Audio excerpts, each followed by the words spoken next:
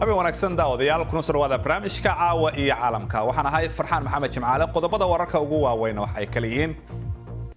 Saudi Arabia ayaa sheegtay in laba kamid ah maraakiibta shidaalka loo geystay weerar curyaamina iyaga oo maraya xeebaha Imaaraadka Carabta waxaanu eegi doonaa xiisada ka taagan gobolkaasi gacanka Carbeed qodobada kale caawana waxa kamid ah caalamku ma hayo dhabihii wax uga qaban lahaa isbedelka cimilada taasi waa fariinta uu dirayo xogayaha guud ee qaramada midoobay cabsi ayaa laga qabaa in carruurta Afrika ay dhexda ka galaan adduunka sharadka oo ay dhiiri gelinayaan ciyaaraha horyaalka Ingiriiska faqadaada ciyaaraha ee caawana waxaanu ku eegi doonaa Man City oo hal dhibic oo kaliya ku qaaday horyaalka Ingiriiska sanadkan iyo waliba faqadaadii guud ee ciyaaraha toddobaadka kala soco BBC News Somali telefishinka raadiyaha online-ka iyo bogga bulshada halkani waa BBC London barnaamijkuna waa caawa iyo caalamka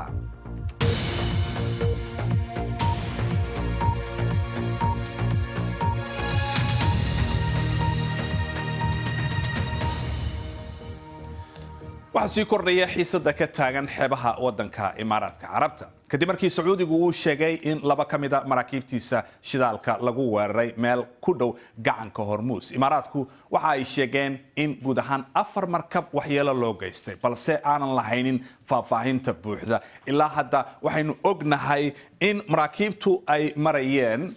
meel u dhow dekada Fujairah oo u dhaxaysa Iran iyo gacanka Carabta waa meel muhiim u ah suuqa tamarta ee dunida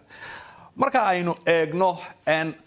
qaar kamid ah sawirada waxay yihiin mid kamid ah maraakiibta oo wasiirka tamarta Sacuudiga Khalid Al-Falih uu sheegay in waxyeelo xoogan la gaarsiiyay maraakiibtaasi balse aanay jirin wax dhimasho mid kamid ah maraakiibta waxa la sheegay in uu u socday wadanka Mareykanka wasaaradda arrimaha dibadda ee wadanka Mareykanka ayaa waxa ay sheegtay in Iran dhacdooyinkaasi waa wasaaradda arrimaha dibadda ee Iran ayaa waxay sheegtay in dhacdooyinkani ay yihiin kuwa walwal leh waxaana ay ku baaqday in baaritaan la sameeyo Mareykanka ayaa waxa uu horay maraakiib dagaal u geeyay goobtaasi iyagoo sheegay in ay jiraan cadeymo rasmi ah oo muujinaya qatarta ka imanaysa ciidamada badda ee Iran waa ay beenisay eedeymahaasi iyagoo ku tilmaamay inay yihiin kuwa maalayacni ah haddaba waxaa jira su'aalo badan oo aan laga jawaabin oo ku saabsan waxa saxda ah ee dhacay iyo waliba cidda ka dambaysay istuudiyaha waxaa iminka igula sugan Cabdiqaadir Maxamed Cashir Nadaar oo arrimaha carabta ka faallooda ma ognahay weerarkan iyo xaqiiqada dhabta ah waxa uu yahay ilaa hadda lama sheegin weerarka wuxuu bilowday hadalkii hayntiisa shalayto oo axad ahayd markii ugu horeysay Imaaraadka way beeninayeen oo waxa uu ka dhacay imaaradda la yiraahdo Fujairah xeebteeda iyo meel badda Imaaraadka ka tirsan oo Fujairah ka tirsan laakiin markii dambe way isu soo tareen wararkii wasaaradda arrimaha dibadda Imaaraadka ayaa markaa si rasmi ah u sheegtay xalayto in 4 markab la weeraray weerarkaas markuu dhacayna waxay sheegtay in khasaaro dhimasho aanu dhicin mid hantiyadeed aanu dhicin laakiin maraakiibta ay khasaaro soo gaartay wararkii ugu dambeeyay waxay sheegayaan maraakiibtu inay kala yeesheen labo Sacuudigu ay sheegteen inay leeyihiin shirkad Norway laga leeyahay oo sheegtay inay markab kamid ah kuwa saliidda qaada isna uu ahaa mid la weeraray midka kalena ay Imaaraadka lahaayeen marka ilaa faahfaahin dheeraad marka Sacuudigu ma bixiyeen khasaaraha lama ogaa la leeyahay saasoo ay tahay waxna kuma dhimanin ilaa hadda laakiin maxaa la gaarsiiyay maraakiibtan shidaalka wasiirka ayaa tamarta Sacuudiga Khalid Al-Falih nin la yiraahdo ayaa ka hadlay waxa uu sheegay laba maraakiibtooda in weerarkii ka dhacay Imaaraadka badiisa ay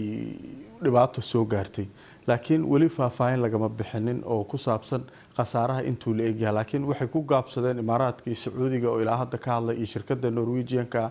in khasaare uu soo gaaray maraakiibta laakiin warar faahfaahsan ama warbaahinta waxyaabo intaa ka faahfaahsan oo ay ka hayso ma jirto laakiin waxay sheegeen inaysan dhimasho iyo mid kale wax kale oo dhibaato ah soo gaaray laakiin shaki badan ayaa jira oo ku saabsan sida ay wax u dhaceen waan gartay maxaa laakiin shakigaas muxuu keeni karaa markaad eegto hadda Mareykanka waa kii dhawaan maraakiibtiisa dagaalka dhinacan keenay gobolka in Iran waa tii xaaladeeda aanu ogeyno cunaqabatayntii wixii uu sii saaray heshiiskii laga baxay Iran iyo Sacuudigana iskuma wanaagsanayn markaad eegto xaaladda gobolka ma loo cabsi qabaa in wax ay dhacaan cabsi badan baa jirta gobolka sababtoo ah Iiraan 60 maalmood ayay qabatay toddobaadkii hadda soo dhamaaday gudihiisa inay ku soo ceshanayso ama ay kaga baxayso heshiiskii ay Yurub la gashay ee ku saabsanaa nuclear-ka marka cabsida ugu weyn ee laga qabaa waxay tahay Mareykankii oo meesha geeyay diyaarado iyo maraakiib dagaal Imaaraadka iyo Sacuudiga oo siyaasad ahaan aad u sii kala fogaanaya Iiraan muddadii ugu dambeysay hadda waxaa soo baxay warar sheegaya wasiirka arrimaha dibadda Britain wasiirka arrimaha dibadda Faransiiska midka Jarmalka dhammaantood waxay ku baaqayaan in xaaladda la qaboojiyo waliba wasiirka arrimaha dibadda Faransiiska si toos ah ayuu la hadlay wuxuu leeyahay labada dhinacba way qaldan yihiin Iiraan inay 60 maalmood u qabato heshiiskii oo inay ka baxdo ay doonayso way qaldan tahay Mareykankuna wuu qaldan yahay inuu meesha ku abuuro xiisad cadaadis xoog lana Iiraaniyiinta la saaro marka dhibaatooyinkaas badan baa meesha wadamadan kale marka Mareykanka laga soo tago Ruushka iyo quwadahan kale wali ma ka hadleen caalamka arintan Ruushka wali kama hadleen marka laga tago wadamada hadda ku sheegay Ingiriiska Jarmalka iyo wadankan Faransiiska laakiin waxaa jira wasiirka arrimaha dibadda Mareykanka socdaaluhu wuxuu ku marayaa Brussels wuxuu la kulmayaa madaxda midowga Yurub mar toos loo weydiiyay waxa la yiri ka waran doonaysaan inaad weerartaan Iiraan markaasuu yiri hadda ma doonayno Iiraan ninka ugu sareeya dhinaca amniga Iiraan oo golaha amniga qaranka la yiraahdana waxa uu sheegay 40 sano in Mareykan iyo Iiraan ay sidaa isu haysteen xaaladuna ay iminka iyagu xalliga karaan laakiin uu ka shakisan yahay gacan saddexaad uu leeyahay iyaga ayaa ka dambeeyay weerarkan si ay Mareykanka iyo Iiraan ay isugu soofeeyaan marka Iiraaniyiintu aad bay isaga fogeynayaan inkastoo tuhunka xaggooda uu badan yahay iyaga ay ku hanjabeen marka tuunkaas mar walba uu jira baad leedahay aad iyo aad baad mahadsan tahay Cabdiqaadir Maxamed Cashir Nadaara oo ka faalooda in arimaha carabta bal markan caalamka kuma taagno dabihii wax looga qaban lahaa isbedelka cimilada rabitaankii siyaasadeedna arintaasi waa uu sii baabaya taasina waa fariinta uu dirayo xogayaha guud ee qaramada midoobay Antonio Guterres isagoo ka hadlaya wadanka New Zealand ayuu ku tilmaamay isbedelka cimilada inay tahay arin xasaasi ah xilligan aynu ku jirno Faaduma Macalin Abuukar ayaa ka waramaysa waxay ahayd soo dhaweyn diiran oo Antonio Guterres uu ka helay New Zealand laakiin fariintiisu waxay ahayd mid cad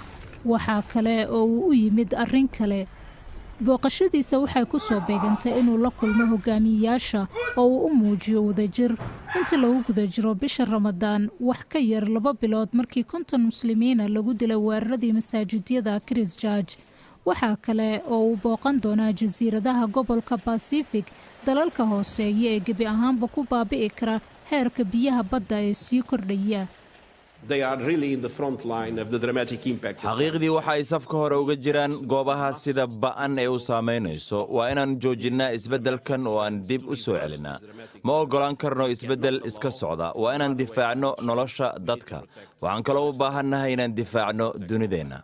isagoo ka hadlayay daadadkii dhowaa ee Mozambique wuxuu sheegay in caalamku uu dareemayo isbeddelka cimilada iyadoo heshiiskii Paris ee cimilada ujeedkiisu ahaa in la yareeyo heerkulka dunida oo laga dhigo 1.5 Celsius Antonio Guterres wuxuu sheegayaa in siyaasiyiintu ay ka gaabiyeen hawsha arrinku waxa weeye in iyadoo xaalkii ka sii darayo ayuu rabitaankii siyaasadeedna sii baaba'aya si kastaba waxa uu ammaanay New Zealand isagoo yiri dalalka kale oo dhanna waa inay raacaan isbeddelka ma samaynayo bini'aadamka oo kaliya balse waa duurjoogta tusaale u soo qaado xayawaankan dunida sii kululaanaysa waxay uga dhigan tahay baraf badan ma jiro oo ay ku qaraabtaan taasoo halis gelinaysa jiritaankooda waxaa kaloo jira maroodiga Afrika maalintii waxay u baahan yihiin inay cabaan 25 litir oo biyo ah haddaba isbeddelka hawada waxay ka dhigan tahay in halis naftooda ay ku jirto waddamadu weli si buuxda ugama warhayaan saamaynta ba'an ee ay keenayaan oo haddaba iska sii socota in la sii kordhiyo diblomaasiyadda waxay keenaysaa in shirka isbeddelka cimilada ee qaramada midoobay ee Sebtembar loo arko fursaddii ugu dambeysay ee looga hortagayo isbeddel aanan mar kale wax laga qaban bal markana aynu eegno qodobada kale ee ku jira wararka caawa iyo caalamka dacwadoogayaasha waddanka Sweden ayaa waxa ay bilaabeen oo dib ay u fureen baaritaan hordhaca oo ku saabsan eedeymaha kufsiga ee loo haysto ninka asaasay WikiLeaks Julian Assange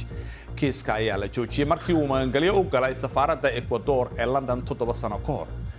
waxaa laga soo saaray bishii hore safaaraddaasi isagoo xabsiga loo taxaabay markii uu ku xadgudbay damaanad lagu sii daayay. Iiraan ayaa 10 sano oo xabsiga u jartay haweeney Iiraani ah oo lagu soo eedeeyay in ay u basaasay Britain. Afhayeen u hadlay garsoorka waddankaasi ayaa sheegay in haweeneyda aan la sheegin magaceeda ay mas'uul ka ahayd maamulidda mashruuca British Council ee xagga dhaqanka. British Council waxay sheegeen inaanay xafiis iyo shaqaale ku lahayn Iiraan kana shaqaynin waddankaasi.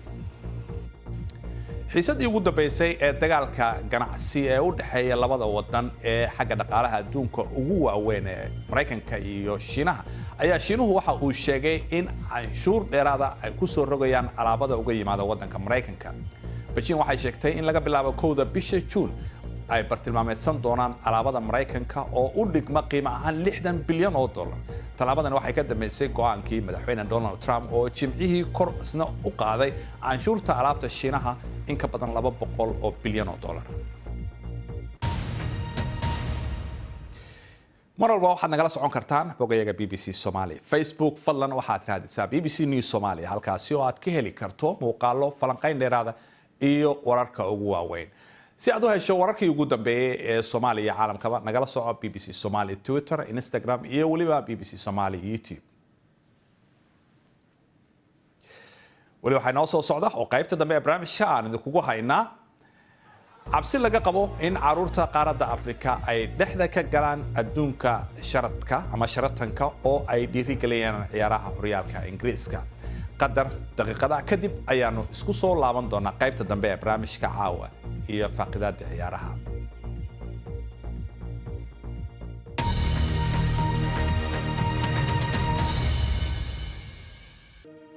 wali waxaad daawanaysaan barnaamijka caawa iyo caalamka. magacaygu waa Farxaan Maxamed Jimcaale balaan xasuusiyo qodobada wararka ugu waaweyn.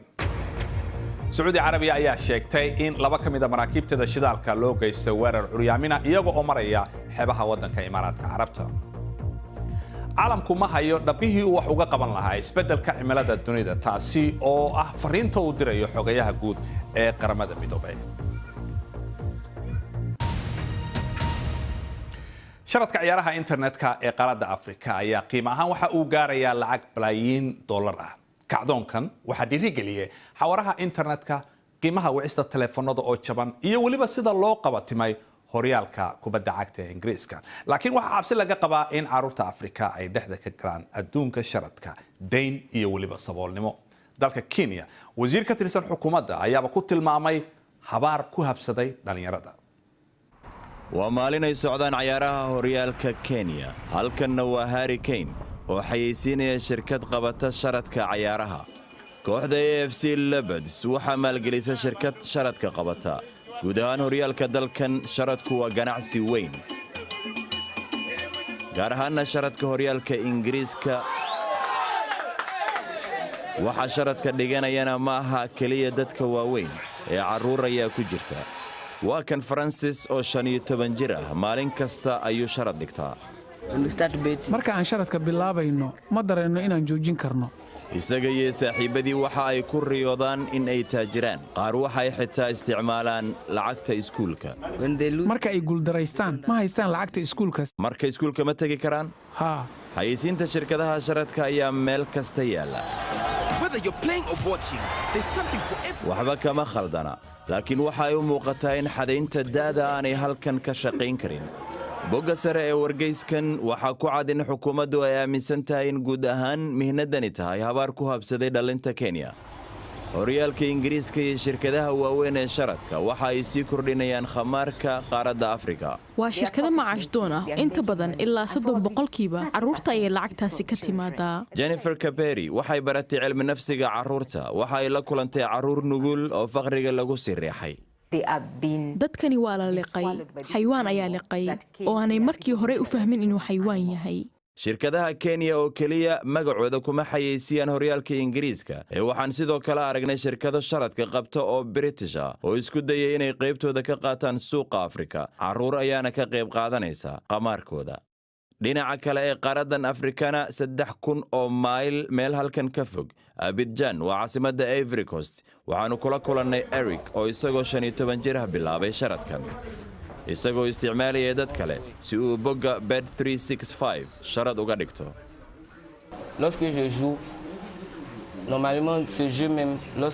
marka aan cayaarayo waxaan u cayaaraa inaan guulaysto laakiin guushu way adag tahay inta badanna waan guuldaraystaa. xitaa bartan internetka laga isticmaalo shirkaddan ayaa loogu magac daray. carruur badan ayaana ka qayb qaadanaysa. waa sawir magaaladan oo dhan ka muuqda, carruur si qayaxan u sharatamaysa. halkan Ivory Coast waxaan ogaanay in shirkadda ugu caansan ay tahay Bet365. waa mid ka mid a shirkadaha ugu waaweyn ee sharadka iyo khamaarka dunida. madaxa shirkadda Denise Coates ayaa la sheegay inay haysato ugu yaraan 5 bilyan oo ganiga istarliinka ah. Bet365 ayaa sheegaysa in dhammaan macaamiisha Bet365 ay tahay in la xaqiijiyo da'dooda. waxa ay sheegeen in haddii qof koonto haysta uu sharad u dhigo qof carruur ahna laga qaadayo tallaabada ku habboon. waa kacdoon sharad ah oo ay inta badan carruurtu guuldarro kala kulanto. waa dhanka foosha xun ee ciyaaraha quruxda badan. horyaalka ingiriiska ayaa xalay si xiise iyo xamaasad leh ku soo dhammaaday. 20 koox ee ka qayb galaya tartanka ayaa waxay isugu jireen qaar xaflada qabsaday, qaar qiiro la hoyaaday,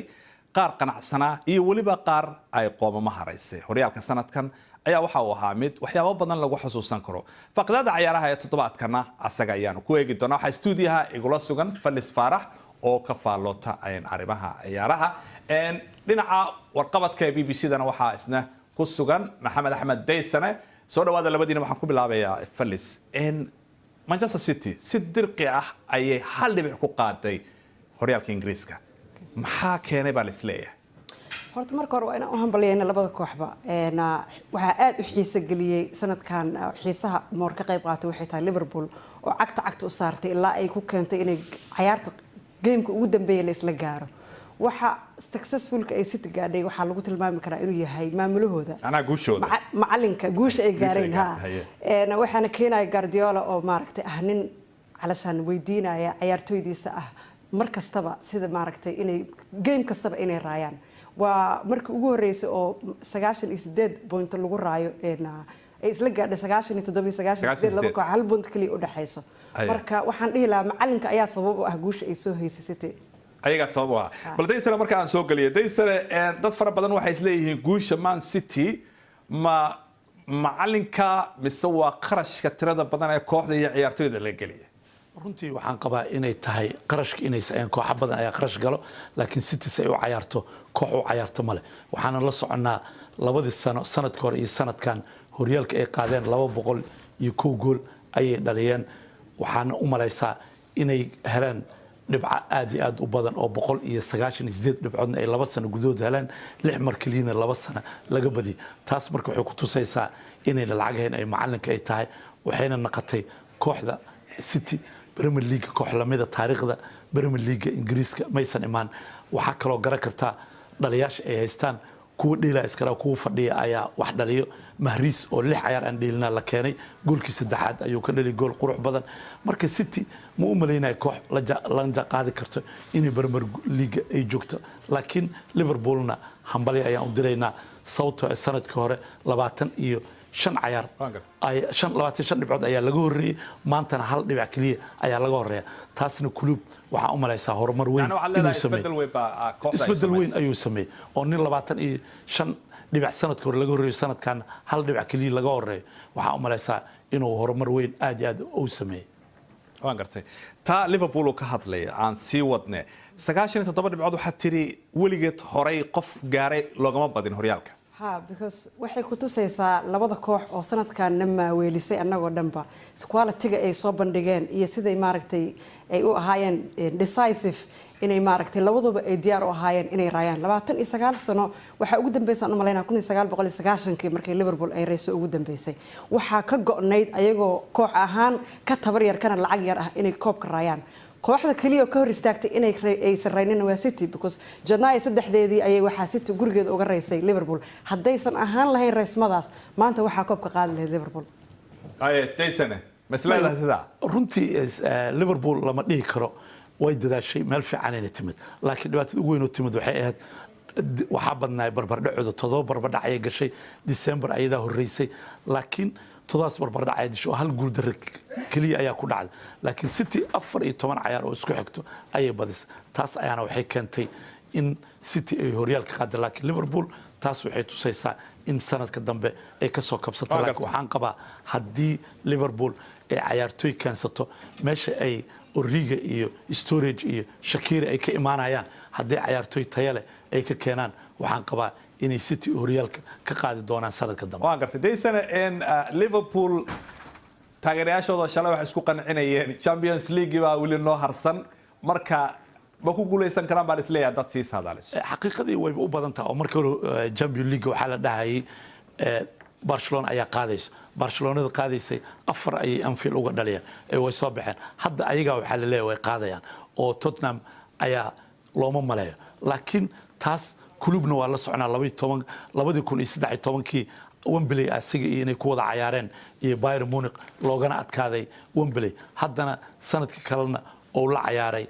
Real Madrid laga adkaaday sanadkan waa sanadkiisa saddexaad waxaan rajaynayaa sanadkan Liverpool taageerayaashooda dadaalkii ay soo sameeyeen iyo niyadda iyo sida oo ninkan ciyaartoyda ma qabo inuu ciyaartoyda kale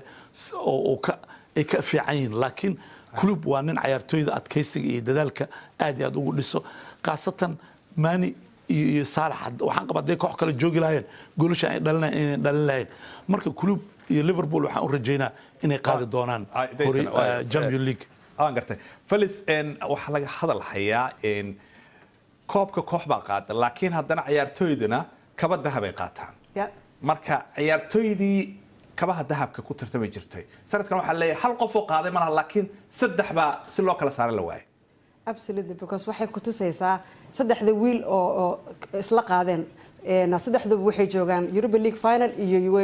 Champions League final marka waxay ku tusaysaa ayagoo kala duwan saddexdu waa African Gabon Senegal iyo Egypt aan waxa xusid mudan Egypt African Cup of Nations lagu qabanaya 21 June this year baa lagu qabanaya marka waxay u tahay xayeysiin fiican ay u tahay Africa in saddex wiil oo Afrikaan ah oo dibadda ka dheelaysa oo League Islamic ka dheelaysa inay successful yihiin ay dhexdoodana 66 gool ay dhaliyeen so arintaas in la xusaa muhiim ah ayadana waa arin fantastic deysana si kooban ma la isdhihi karaa saddexdan ciyaartoy waa goolaliyaal laga haray